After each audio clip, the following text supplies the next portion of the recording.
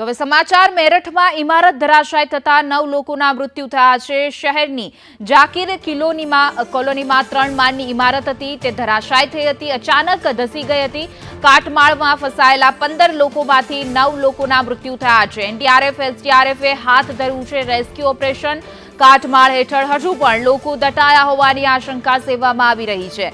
સાંકડી શેરીઓને કારણે રેસ્ક્યુ ઓપરેશનમાં પણ મુશ્કેલી પડી રહી છે, પરંતુ મેરઠમાં ઇમારત આખી ધરાશાય થઈ છે, જેમાં 9 લોકોના મૃત્યુ થઈ ગયા છે। હાલ બચાવ કામગીરી યથાવત છે।